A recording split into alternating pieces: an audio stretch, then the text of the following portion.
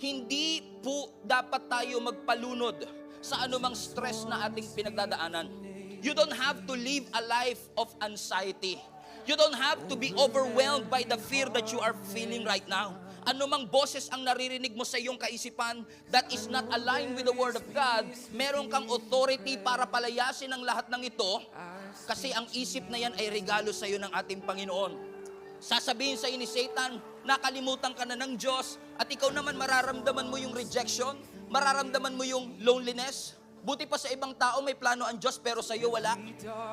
Ang sasabihin ni Satan sa iyo, wala ka ng kinabukasan. You are a mistake. You are a failure. But let me just say this to you mga kapatid, lahat yan ay pawang kasinungalingan. Sapagkat mahal tayo ng Diyos, nagmamalasakit ang Panginoon sa atin.